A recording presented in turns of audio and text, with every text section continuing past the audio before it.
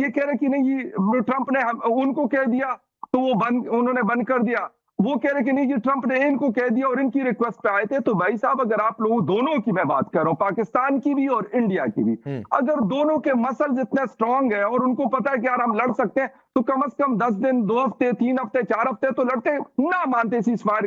Trump को ना जो सीज फायर करवाया था, वो तो खुद भी ईरान के साथ 45 रोजा जंग उन्होंने लड़ी। गजा और लेबनान के अंदर इसराइल आज भी अटैक करता है, तो किसने रोका उनको? तो क्यों रुके ये दोनों? लेकिन तो फखर भाई एक बात बताइए, ईमानदारी से बात बताइए, अगर आमने सामने की लड़ाई होती है, कौन भारी है? देखिए, आपका हमारा $12 बिलियन के करीब हम स्पेंडिंग्स करते हैं, आप $90+ बिलियन की स्पेंडिंग करते हैं, इसमें कोई डाउट नहीं है।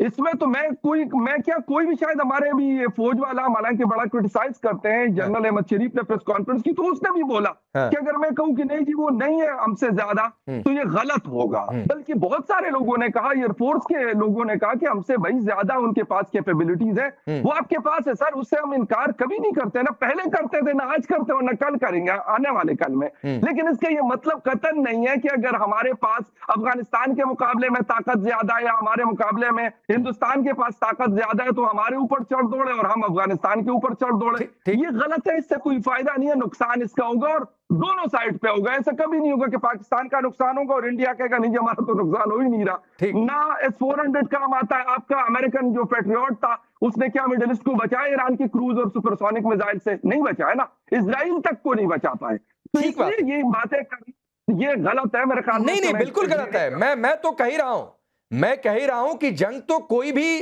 कभी किसी के हित में नहीं होती है मशरकी साहब, चाहे वो दुनिया के किसी कोने में जंग हो, अमेरिका ईरान की जंग हो या फिर उधर रशिया यूक्रेन की जंग हो या हम आपस में लड़ भिड़ बैठे, जंग किसी के हित में नहीं होती है। लेकिन कोर ऑफ द पॉइंट क्या है? कोर ये है कि भाई टेरर को सपोर्ट नहीं करना चाहिए। अब टेररिस्तान कौन है, मैं फिर इस बात का जिक्र कर रहा हूं, शायद मशरकी साहब आप ज्यादा वाकिफ हो गए। आमिर हमजा नाम से जो लश्कर तैयबा का है, जिसके ऊपर कुछ दिन पहले हमला भी हुआ था, 1 महीने पहले टीवी स्टेशन के बाहर आपके कोई बड़े पत्रकार भी उस गाड़ी में थे जहां पर वो अटैक हुआ था। वो ये कह रहा है कि मैं तो पीओके में टेरर कैंप में था। बाइट उसकी चलाने जरा स्क्रीन पर भी रख दीजिएगा, ये देखिए उसकी बाइट है, आपके पाकिस्तान में ये कार्यक्रम है कि मैं तो पीओके के उस टेरर कैंप में था और वहां पर मिसाइलें गिरी और अल्लाह ने मुझे बचा लिया।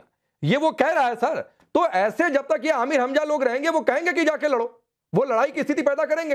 तो ये तो तय आपको करना है कि ये भूगोल बने रहना है या क्या करना है। देखिए राकेश, बड़ा मैं समझता हूं कि बड़ा गैर जिम्मेदाराना बयान है आपके आर्मी चीफ का।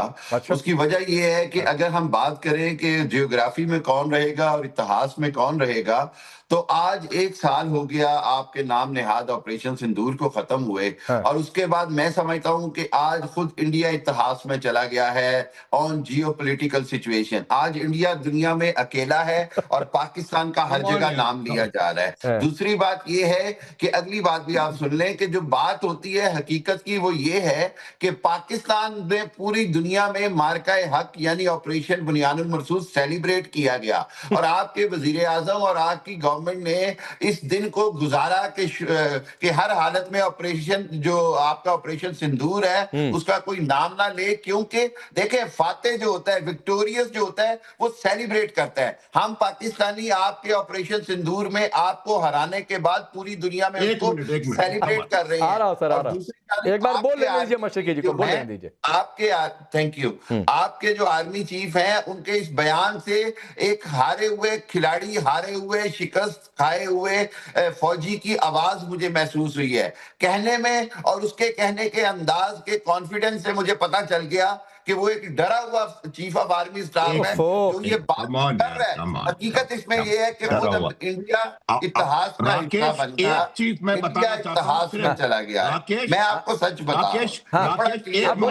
बोलिए। एक चीज मैं बताना चाह रहा हूँ, डरा हुआ बयान क्या होता है? जो बयान डरा हुआ वो होता है जो कि इनके असीम मुनीर ने फ्लोरिडा में दिया था कि अगर पाकिस्तान के ऊपर एग्जिस्टेंशियल थ्रेट आया तो हम आधी दुनिया तबाह करके डाउन कर देंगे। इसका एक मिनट हामिद साहब, डॉक्टर हामिद प्लीज, इसका मतलब वो उसको पता है कि भारत पाकिस्तान के लिए एग्जिस्टेंशियल थ्रेट पैदा कर सकता है, एक बार कर चुके हैं, दोबारा कर सकते हैं। इस वजह से उसकी जो घबराहट थी उसने उन्होंने कहा कि मैं आधी दुनिया तबाह कर दूंगा। अभी अकबर साहब ने बड़ी अच्छी बात की। डरा हुआ स्टेटमेंट वो हुआ करता है। एक मिनट भारत के चीफ ने बिल्कुल क्लियर कहा है कि जो पहले हो चुका है वो दोबारा होगा अगर आपने अपनी हालात को सुधारा नहीं। ये होती है विक्टोरिया जनरल ठीक है, 30 सेकंड और मशकी साहब, 30 सेकंड और फिर मैं दिनेश नैन जी और मेजर नदीम आपके पास आता हूं। जी थैंक यू। मैं सिर्फ आपको एक बात बता दूं कि हमने तो बड़ा क्लियरली कहा कि इंडिया की जो ताकत है हमसे 6 गुना ज्यादा है, लेकिन बदकिस्मती और इंडिया की हार्ड लक ये है कि उसके पास वो जज्बा नहीं है जो मेरे पास है, उसके पास वो प्रोफेशनलिज्म नहीं है जो मेरे पास है, उसके पास वो यूनाइटेड नहीं है वो जज्बा मेरे पास है। मैं अकट से लड़ता हूं, मैं कौम पूरी खड़ी होती है। अब सुनिए, ठीक है मशकी साहब मैं आता हूं। अब सुनिए एक बात जो आप कह रहे थे ना सर, हिंदुस्तान कितना अलग थलग पड़ गया है, एक छोटा सा आंकड़ा देता हूं फिर मैं दिनेश नैन जी के पास जाता हूं। अभी हमारे प्रधानमंत्री, सुन लीजिए मशकी साहब सुन लीजिए, मेरी आदत है मैं थोड़ा बहुत आंकड़ा लेकर ही आता हूं। हमारे प्रधानमंत्री इस समय 5 देशों के दौरे पर हैं, 2 देश हो गए, यूएई से उन्होंने शुरुआत किया, 4-5 घंटे का सिर्फ दौरा था। उसमें एक इंपॉर्टेंट है, एक सिर्फ पॉइंट आपको बता रहा हूं, स्ट्रेटेजिक पेट्रोलियम रिजर्व अपने खर्चे पर यूएई सहमत हुआ है कि भारत के लिए 30 मिलियन बैरल, 30 मिलियन है बिलियन है, दिनेश नैन जी आप बताइएगा, इतने बैरल स्ट्रेटेजिक पेट्रोलियम रिजर्व अपने यहां रखेगा भारत के लिए, ये एक सहमत है। तो आप छोड़ दीजिए सारे, आपका ममालिक है ना, आपका ममालिक है। दिनेश नैन ये आंकड़ा जरा इनको और समझाइए कि इसके मायने क्या होते हैं, जो कह रहे थे कि अलग थलग पड़ गया हिंदुस्तान। राकेश मैं आपको बता, देखिए राकेश, आ रहा हूं मशकी साहब, 2 मेहमान और बाकी है फिर मैं आ जाऊंगा, रुक जाइए। हाँ राकेश जी, जो ब्रिक्स के फॉरेन मिनिस्टर्स का इजलास हुआ, first time in the history उसका कोई जॉइंट स्टेटमेंट नहीं आया। ये इंडिया की सबसे बड़ी शिकस्त है कि कोई जॉइंट स्टेटमेंट ऑफ फॉरेन अभी एक एक करके मशकी साहब स्किप रूट मत तलाशिए, मैं आ जाऊंगा इस पर भी, स्किप रूट मत तलाशिए। एक आंकड़ा आपको यूएई का दिया, आपका ममालिक है ना, अपने खर्चे पर भारत के लिए पेट्रोलियम, स्ट्रेटेजिक पेट्रोलियम रिजर्व, तो इसका मतलब समझिए दिनेश नैन जी, फिर मैं मेजर नदीम आ रहा हूं, रुक जाइए। देखिए राकेश, और जो आप सवाल कर रहे थे वो 30 मिलियन बैरल्स के बारे में बात कर रहे हैं, बिकॉज ये एक पाइपलाइन जो है वो हॉर्मोज के खिलाफ, जो हॉर्मोज में अभी सिचुएशन बन रही है, उससे अलग एक पाइपलाइन बिछाई जा रही है जिससे कि हॉर्मोज बिल्कुल बाईपास हो जाएगा और जितना भी तेल है, चाहे वो कुवैत का हो, चाहे वो बाकी जो गल्फ ये कोऑपरेटिव काउंसिल है, इनके जितने भी देश हैं, इनका तेल हो, वो तेल हमारे अरेबियन सी की तरफ में आ जाएगा। तो उससे फिर ये जो ईरान की तरफ से खतरा बढ़ता है वो नहीं होने का।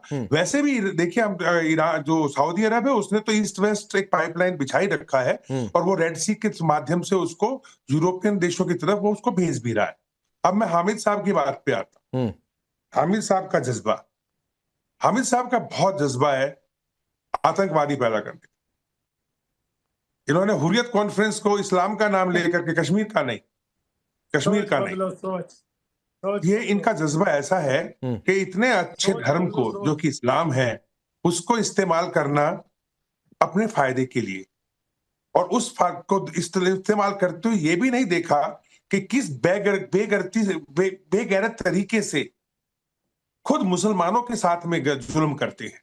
आज बलूचिस्तान के अंदर मुस्लिम्स हैं, वहां पे इनका क्या चल रहा है, बीएलए इनका क्या हाल बना रही है। अभी बताया गया यूसुफ साहब द्वारा कि 20 से 21 के करीब लोग इकट्ठे, इनके सैनिक जो हैं वो खैबर पख्तूनख्वा के इलाके में टीटीपी ने उड़ा दी। मैं फिर आता हूं मेजर नदीम, ये जज्बा है तो जज्बा मुल्क को आगे बढ़ाने में लगाइए भाई। ये सारा जज्बा आतंकी पैदा करने में क्यों लगाते हैं? ये सारा जज्बा आमिर हमजा जैसों को पैदा करने में क्यों लगाते हैं? ये सारा जज्बा लादेन जैसे लोगों को छिपाने में क्यों लगाते हैं? हाफिज सईद को छिपाने में क्यों लगाते हैं? मैं बताता हूं। अब दूसरा सर, अल्हम्दुलिल्लाह ये जज्बा ये सर दिनेश को शायद पता नहीं चला कि उनकी बोलती बंद हो चुकी है, वो बोले जा रहे हैं। नेटवर्क बंद हुआ है, बोलती नहीं है। नेटवर्क में दिक्कत है, मौसम ऊपर नीचे हो रहा है, नेटवर्क में दिक्कत है। किसकी बंद है ये सबको पता है।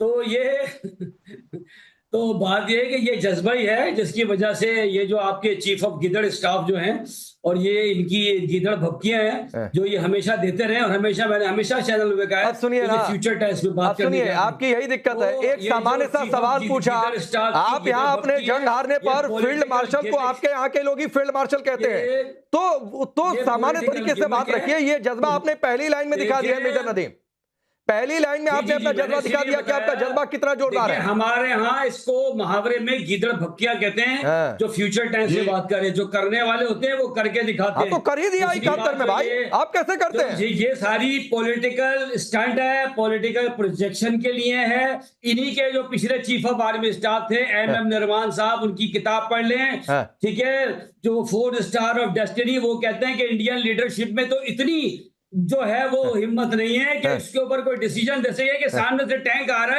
है। मैंने उनसे कहा कि 80 गज पर रह गया, मुझे बताएं मैं इसको उड़ाऊं नहीं उड़ाऊं। ठीक, हमारे 20 बंदे मर गए, कुछ करूं तो ये इंडिया आधी पढ़ते हैं क्या मेजर नदीम? अगर किताब एक तो अलबत्ता सुनिए, एक लाइन है अलबत्ता किताब, एक मिनट रुकिए दिनेश नैन सर, अलबत्ता वो किताब तो पब्लिश नहीं हुई है। अब मान लीजिए कहीं से इन्होंने अनपब्लिश्ड वर्जन अगर पढ़ भी लिया है तो थोड़ा सा 4 लाइन आगे का भी पढ़ लेते, जिसमें प्रधानमंत्री की ओर से यह कहा गया था कि जो करना है कर लो, उड़ाना है तो उड़ा दो टैंक। वो वाली लाइन मेजर नदीम ने नहीं पढ़ी, 2 टुकड़े करने हैं कर दो, वो लाइन नहीं पढ़ी। You are right Rakesh, Hindustan is always right major Nadeem. मैं बिजी हूँ, कहा के सो रहा हूं, आपने जो करना है कर लो भाई, ठीक है, खुद ही फैसला करो, मुझे क्यों पूछ रहे हो? अरे तो छोड़ दिया भाई का मसला है यार।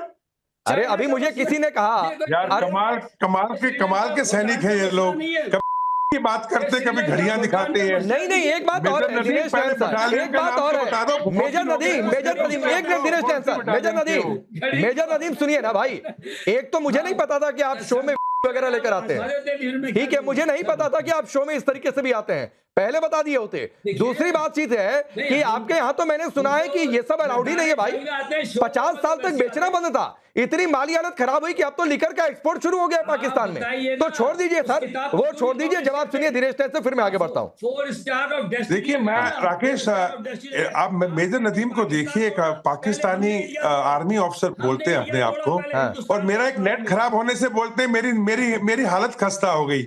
इनके दिमाग में यही है, ये जो है ना, जो हमीद कह रहा था फैक्ट, ये फैक्ट को नहीं पहचानना चाहते। इनको नहीं पता कि इनके लिए कितनी बड़ी मुसीबत है। अभी तहरीके तालिबान पाकिस्तान यहाँ पे मैं गीदड़ धमकियां नहीं दे रहा हूँ, TTP आपको धमका रहा है, मार रहा है, मैं नहीं कर रहा हूँ भाई, मैं तो चुपचाप बात कर रहा हूँ। नदीम पहले TTP को देख लो, TTP अभी अफगानिस्तान के तालिबान भी बैठा है, हमारे जो चीफ ने बोला है उसको समझने की कोशिश करो, आप अहमकाना बातें करनी बंद करो।